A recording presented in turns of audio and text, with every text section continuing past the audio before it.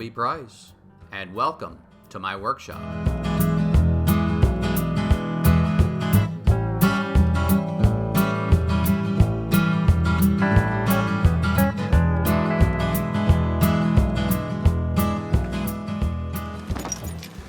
Well, my ammonia's not in, but my hinges are, so I think we're going to go ahead and cut in those doors. We also have some drawer boxes to look at, and with this Undermount hardware, there's some things to consider. Come on inside, there's plenty to do. A bathroom vanity. Part 4, Shims, spacers, and drawers.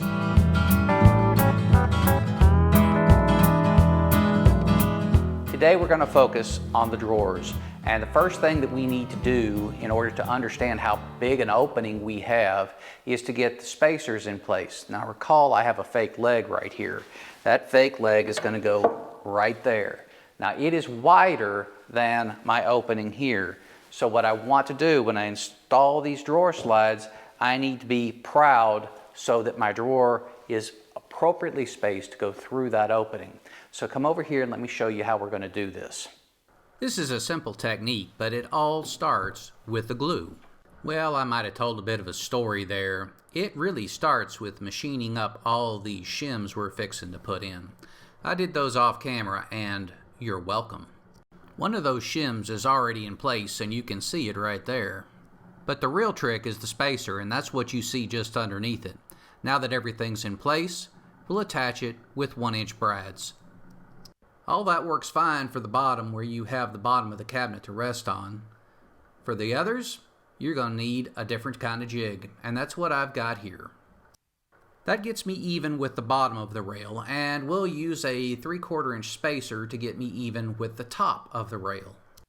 And then you install your shim the same way we did before. Well, I put my faux legs on here, and I've got a couple more screws to put in. The reason for this is we're looking at this drawer front right here. Now, this will be flush with this and recessed from this, but it still has to look like it opens. So I have to shim up against this when I cut this to final length. Now, I've already got him cut to width, and it fits in there real nice. But as you can see, it doesn't go in all the way. So we'll have to trim that up later, and that's the reason we're installing these now. When you install something like this and you've got a very small space in between, you've got to get that hole critical, because when the screw drives home, if it's not centered perfectly, you can have some chip out. So when you've got a tapered situation like this, and recall we did this on the drill press to get a good tapered fit, use yourself a Vicks bit, that'll center it up just right. This wood is so hard. It does a really good job, and then you won't have to worry about the screw splitting out the work. Don't even think about drilling holes for drawer hardware without a template. You can't do it. And when you make your template, make sure that you have a center line, both top and bottom, and side to side. That'll help you make sure that your hardware is where it's supposed to be. You're starting to see how some of this is coming together. I have got the drawer cut to size, and I'm spacing it within this opening with a number of shims. These are 1/32, and that gives me about the reveal that I would like. I'm hoping to accomplish that on the drawers, but neither here nor there. There is an actual gap between this, so you could see through, but I'm not lighting the interior of this cabinet, so it will be dark. So what you will see is a nice black line around that. Now, before you go and do all this, sand down your pieces first. Also, I would highly advise you to drill the holes. Otherwise, you'll never get them in place quite right. So that's what I've done. And the other thing about this is a relatively long span.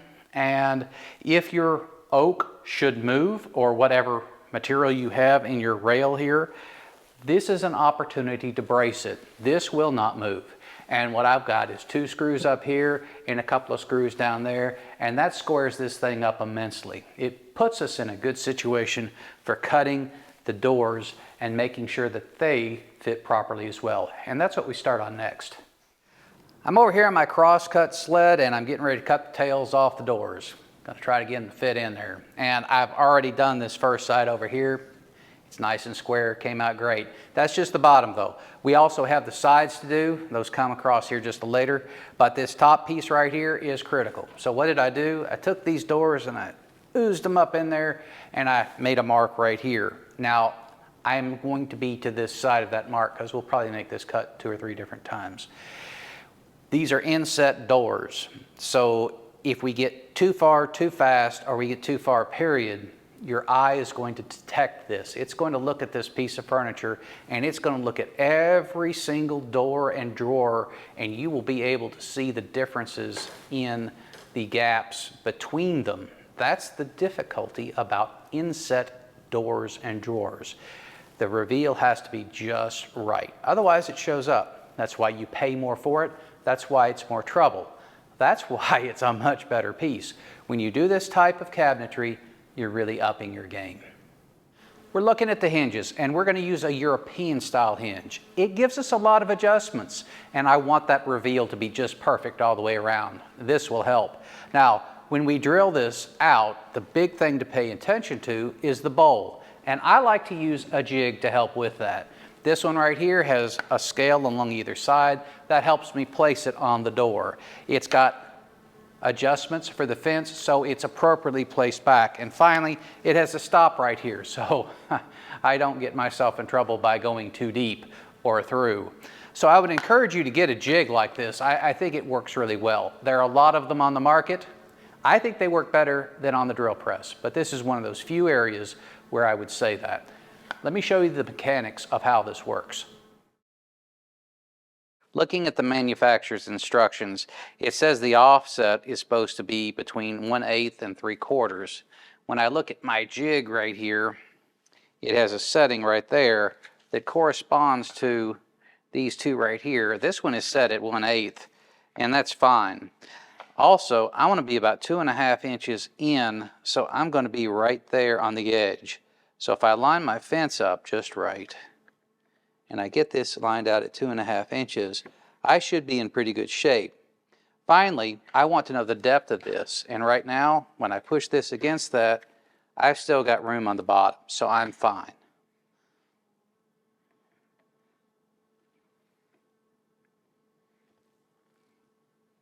A moment of truth. Double check.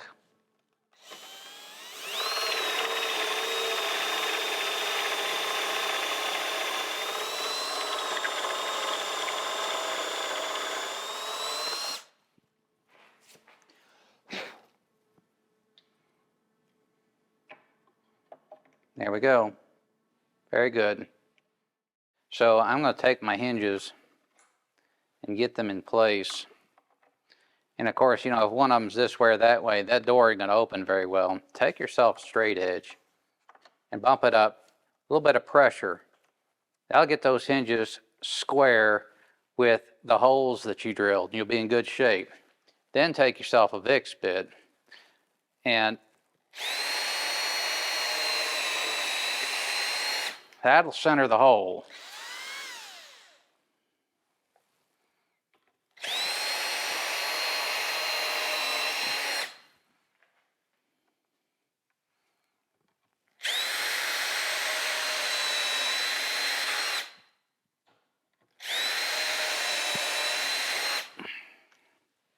And you don't get much better than that.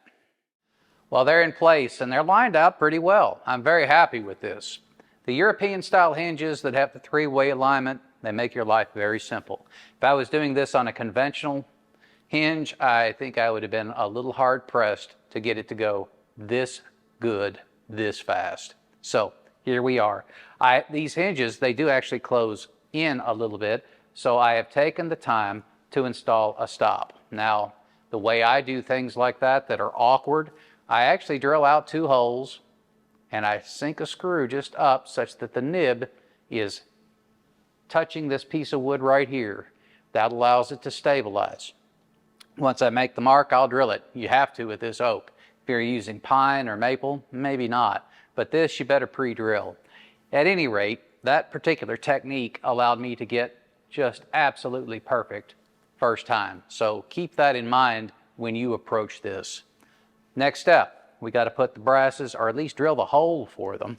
And I've got a brass here with a drop, and that drop goes inside right here. Now, there's a screw that intersects right there, and that's how it stays put on there. We have to drill a hole to receive not just the screw, but the shaft behind it. So what I'm going to do, I want to place the brass roughly about there. I think that's pretty aesthetically pleasing, about 3/4 of the way up. So we'll put him right about there. This is the hole. So if I take my square, and notice how carefully I'm measuring this, I will just draw a line across both. Now, I'm going to take these doors off. I'm going to head over to the drill press, drill my holes, and put my brasses on. With the fence in place and a brad point bit right there, I guarantee that I'll get it right every time.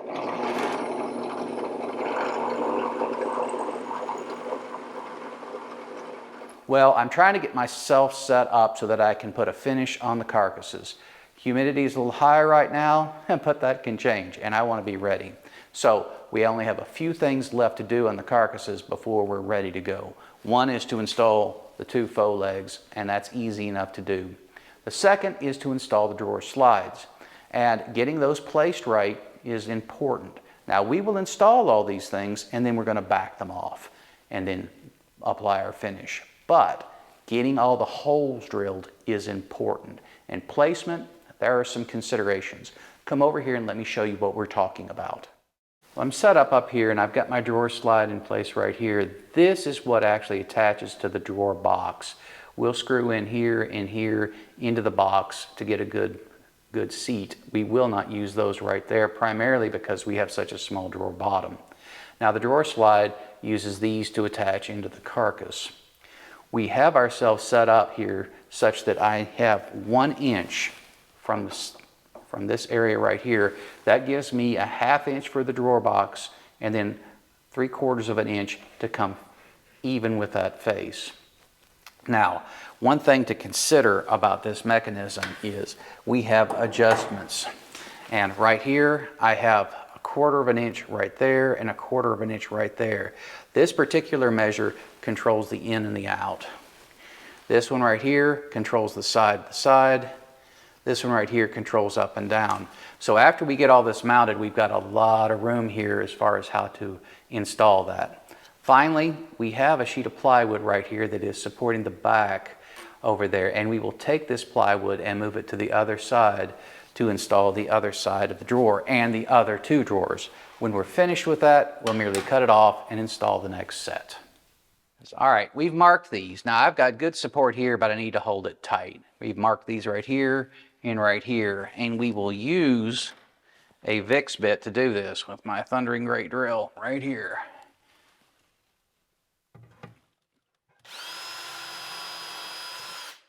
This clearly illustrates how powerful that VIX bit is. That hole is perfectly centered, and with the tapered screw head, when I put it back in place, it will align that drawer slide exactly where I want it. Get yourself a VIX bit. They really are worth the money. It's time to take those drawer faces to final dimension, and another check isn't gonna hurt. We'll clean up and square up one edge on the jointer. After that, it's to the table saw to make both sides parallel. And I like this area over here. That is really good, and that's a clean cut. So let's take this area right here. We'll cut straight along that, keeping this side here and that side there good. And this is going to be laying up over here. And those are the rough 2 cuts. I'll do that on the compound miter saw. We have the luxury of working with our boards. We can pick them. So when we have 2 drawer fronts that are next to each other, we pick them so that they match. And this is no different.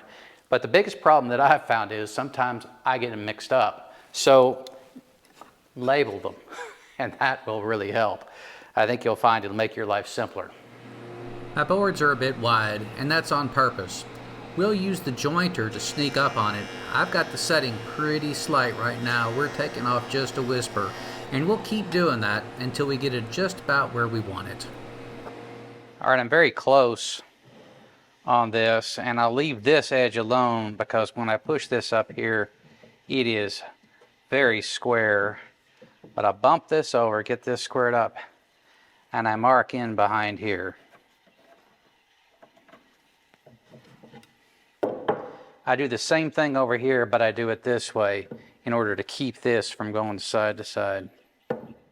This is a critical cut. Too short and we're in trouble.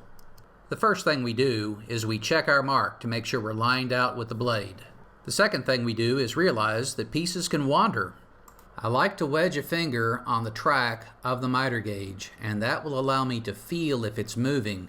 At least that gives me some sort of control and some sort of recognition that the piece is stable. It may seem like overkill, but I plant my feet to make sure that I'm good and balanced, and then I just ooze through the cut. It may seem as complicated as a good golf swing, but if you do all these things, a good cut is usually par for the course.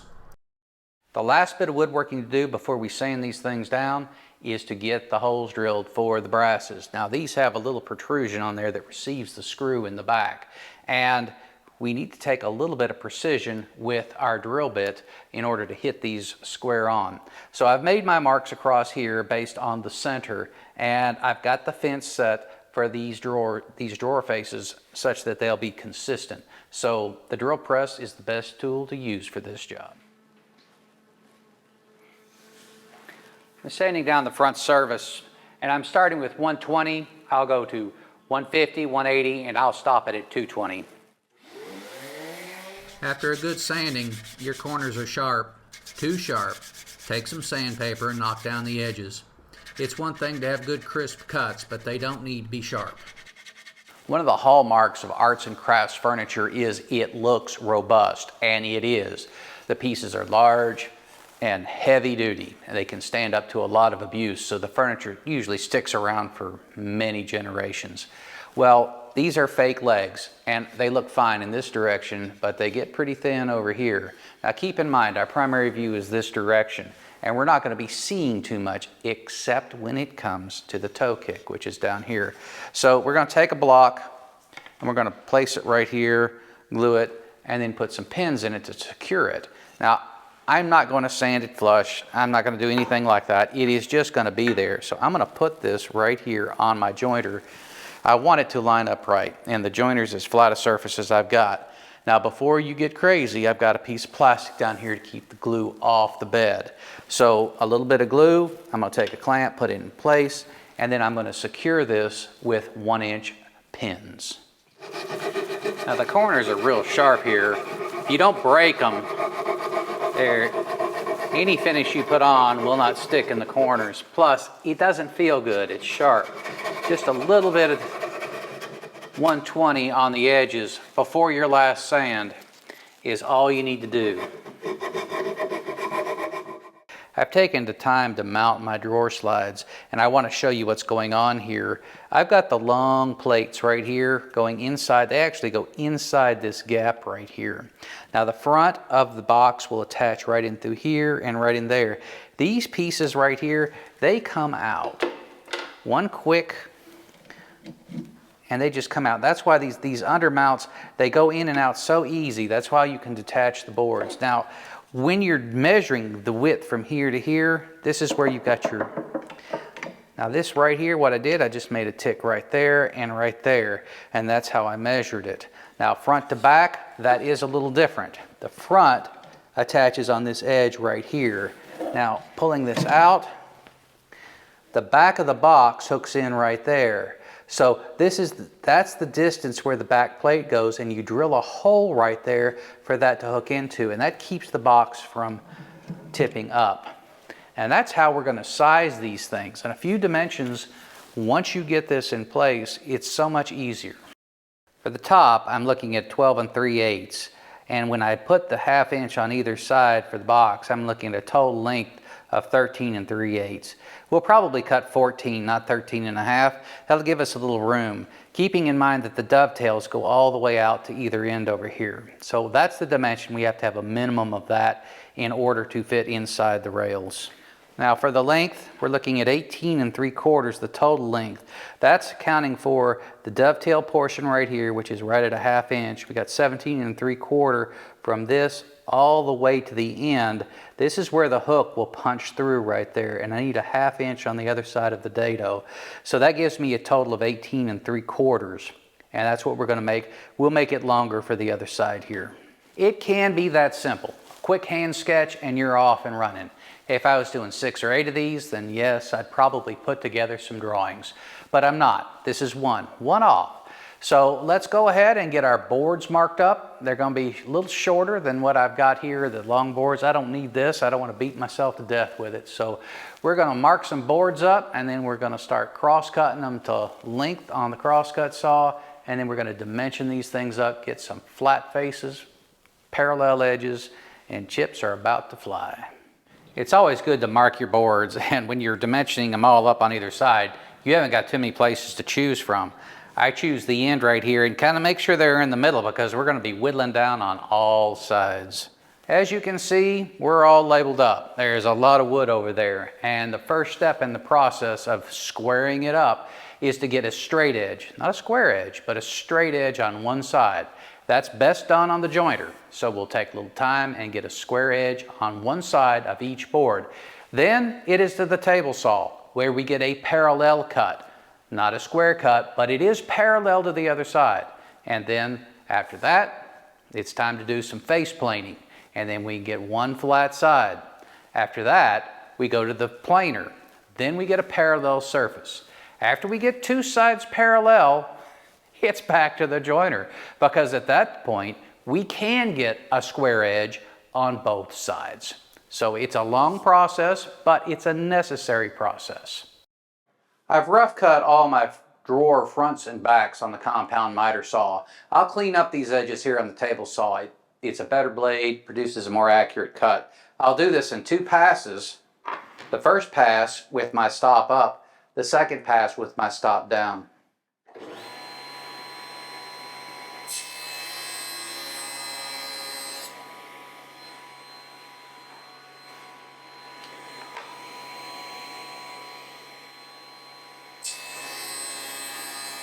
My stock is cut to final dimension and things are looking good. It's time to get ourselves prepared for dovetailing, and to do that we really need to label these pieces. And it's not, I don't want to label them with a piece of pencil or a marker or anything like that on the ends, because at this point you just got to be careful and you got to know which side is which going into the dovetailing machine. And I typically, with small jobs, I use a piece of tape. I find it works out quite well.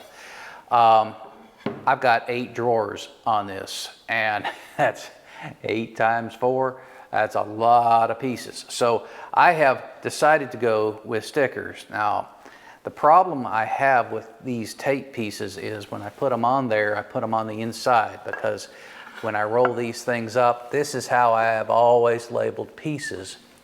But I have to sand the insides before I assemble it, and then I lose track. So I take another piece of tape and I put it on the outside. It is just a long process. So I'm going to be putting these stickers on both inside and outside on each of these pieces. And I'm thinking it'll save some time. Once you do this, you can repeat this process and use the same template in your computer for multiple projects. And I think this will help. So we're going to give it a try. Give me a minute. I'm going to put all these stickers on and we'll head over to the dovetailing machine. I've taken a little bit of time and get the depth of my bit set up for the right depth of cut. And that's important. It's all part of the prep for getting this machine ready to go. The fingers are set for this width right here. This is the width of my widest board. Now this isn't one of my drawer pieces. This is a piece of extra stock. I milled this up on purpose. We're going to use this material, the 2 pieces that are already in here and this piece right here. Those are going to be That's going to be the stock that we use to test our fit and to fine-tune this machine to make sure that we get a good fit on the dovetails. Now, each time I go to a narrower board, we'll just trim this back a little bit more. Make some extra stock. Don't leave yourself without it, because this is the board that you will use to fit your dovetails. And if you make a mistake, this is going to be the stock that you use for a replacement piece. So we've got a lot of dovetails to make. Let's get that test cut done. With regards to the depth of the router bit, everything is a little bit different. Every jig handles a little differently, but I think when you look at these things, the biggest thing you have to take into account is the thickness of your material. And that's what this jig is doing.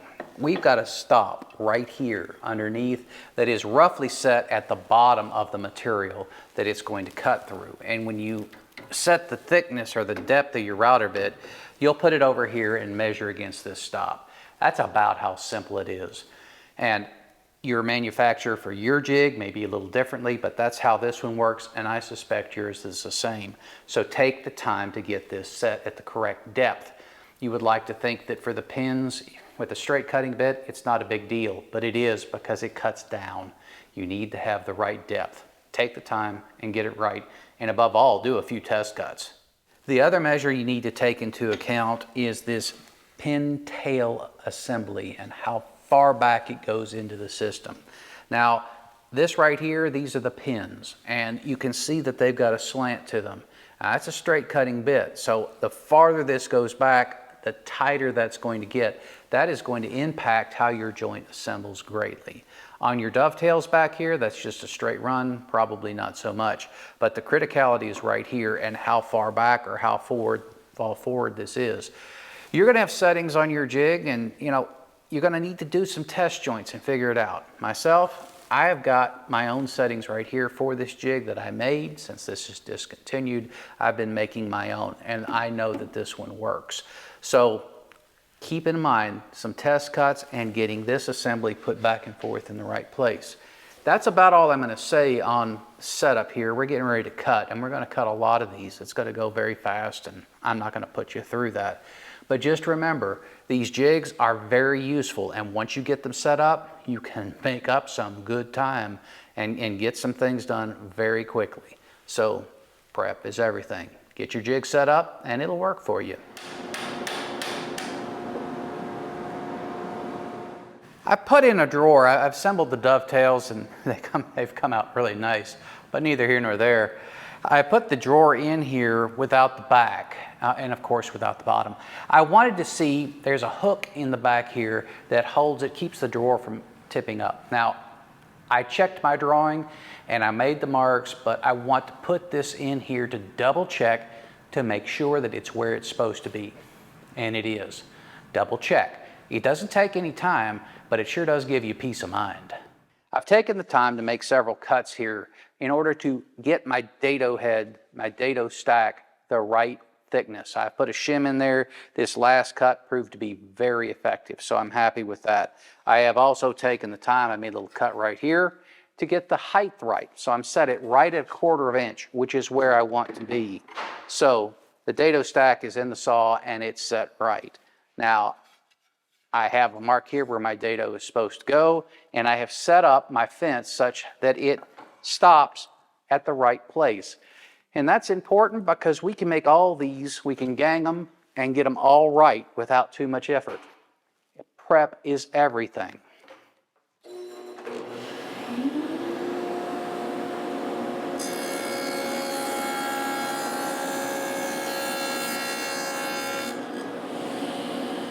We're making the dados for the drawer bottoms, and we're going to go to the router table to do that, primarily because my drawer bottom is going to come out, the dado will come right through one of the dovetails and it will be visible. I don't really care for that. So we're going to use a stop dado here. I have an 1/8 inch bit, so as you might well imagine, we've got to do this in 2 passes.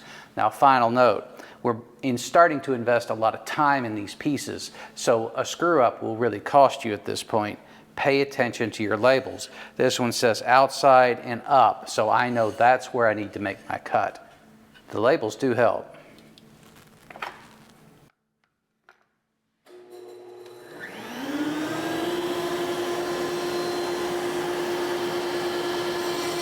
It's time to focus on the back of the drawer, and the back of the drawer, as you recall, it was cut to the same length as the front. Now the front has dovetails, which means it comes to the very outside The back of the drawer has a dado connection, which means it needs to be shorter. Shorter by about half the width. This is 1/2 inch thick. 2 halves, 2 quarters make a half. So we'll nip off a 1/2 inch of that, and we'll do that with on the table saw here in a moment. But there's another thing I want to talk about as well. The drawer bottom fits in these dados, and there is no dado right here, and that's because we're going to rip this section off where the drawer bottom comes in even with the new top of this board. Now I'll make a mark right here. We'll get our rip fence set up. We'll sneak up on it, and as soon as we get it, we'll cut the other one. And then when we go to the next size drawer, we'll do the same thing, sneaking up on it and then testing, and then we'll do the rest. Now, one thing I want to point out, and this was a disappointment. My sticker curled up on me in places. I only had 1 or 2 do this, but I've had masking tape do the same thing. So that's not what the disappointment is. The disappointment is the leftover residue here. It's a little bit sticky and a little bit gummy. So I may have to take this off with a scraper or just sand it down. But even sanding these off, I'm going to be losing a lot of sandpaper. It's going to be interesting to see. This is what I would chalk up to is maybe a failed experiment. I like the idea of the labels. They kept me square in doing everything just right. But I think we need a new label material. So stay tuned. Maybe next episode I'll find something that's a little more suitable. All the millwork is done, and it's time to start thinking about assembly. But before we can assemble, we have to sand the inside surface. We can sand the outside surface after assembly. We can get to it. Once it's assembled, the inside is pretty tough. So that brings us to the elephant in the room, and that is the sticker. I've tried to peel these things off with a fingernail, and they just kind of gum up and tear. So I've got another method that I'm going to use. I'm going to use a card scraper. I'll use one edge that's a little bit dull, and I'll get all the paper surface off, and then I will use the sharp edge I've got there, and I'll go through and get the residue that's on the wood off, so I get a good clean surface. It's working well. Now, we are going to take both sides off these boards, primarily because the millwork is done. We don't have to track that anymore. And the boards were all cut at the same time. So any millwork, any joinery is going to be interchangeable between the boards. Finally, there's only one way these things can go together at this point. There's no mixing them up. So I think we're okay at this point. We're going to take off both sides of these stickers, and we'll get started with the next step, which is coming up, which is getting these drawer bottoms. Sanding is done, and it's time to focus on the drawer bottoms. And we need to cut them to width. So there's 2 ways you can do this without picking up a rule. One of which is to take your drawer front. Now we've got dovetails here, and we know that our drawer needs to be half a width smaller. So if you'll just take that, put it up against the fence and into your first dovetail, you've got it. That's how wide your drawer bottom needs to be. The other way to do it is take the drawer back. Remember, this is in dados too, and it is half the width, which is what our drawer bottom is. If that can pass through the blade tightly, you've got your drawer width there as well.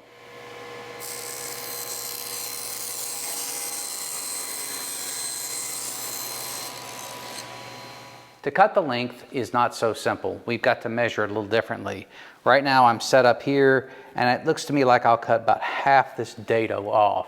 On the other side over here, we want to be on the far side of this dado, because remember, the drawer bottom goes underneath the back and is nailed to it to keep it secure.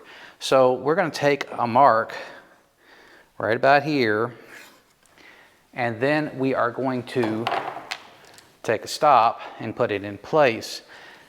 Now, this seems like a lot of trouble, but you can't use your miter gauge because it will fall off the edge. This is where a crosscut sled really makes the difference.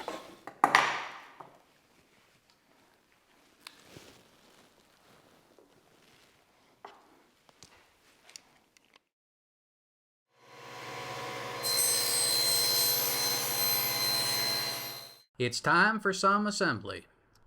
We've already got our pieces assembled for the drawer we want to work on, and the glue is out and ready to go. Our brush is charged and we're painting some dovetails. Remember, prep is everything. Dovetails were cut pretty accurately, and they don't require much persuasion to push into place. It's a relatively simple process, and we will do both sides before we move on to the next step. While the focus is getting the dovetails to seat, I always think it's a good idea to have that back panel in place. That helps stabilize the assembly.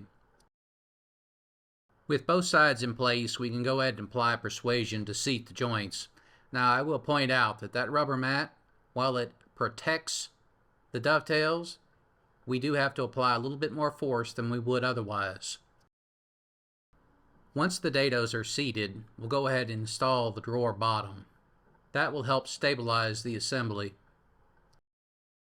We'll apply some glue to the back panel, and at that point we can slide it into the dados. And then we'll secure it with some 1-inch brads. At this point we'll check it for square, and we'll make any adjustments that we need to bring it back in. Once square, we'll go ahead and pin the back into place, and that should be enough to keep the drawer square permanently, especially after the dovetails dry. All my dovetails are a touch proud, and that is on purpose. Once we're dry, we'll go ahead and come to the router table and we'll trim those flush, and I mean really flush. We also need to round over the edges of the drawer boxes. We use a 1/4-inch roundover bit to do that. With all the drawers assembled, we need to do the final sand. Now, we've already sanded on the inside. It's time to look at the outsides. And this is the type of rig I like to use for sanding drawers. It gives me good support this way and a couple of hand clamps. And these tails right here, it doesn't go anywhere, and I can make fast work on that. Now, I have already sanded these faces down to 120, and we'll go no farther. There's a face on this, so you won't see it. I'm not going to touch this over here. If someone's looking at the back side of your drawers, taking them out of your cabinet, I don't know. I'll let you decide what to do with him. For these sides right here, where you will get a good picture, we're going to take that down to 220, and that's where this rig will really shine. Take a clamp, put it right here. It doesn't go anywhere, and then you can get a good sand on it, nice level, perfect. And then on the tops, they've already been rounded over with the router, and we'll clean those up with a little hand sanding. At that point, we're ready for finish. So I'm going to keep on this. I'm going to take it all the way down, but that kind of wraps us up for the woodworking. Next time is going to be finished. So I hope to see you there next time in Roby's workshop.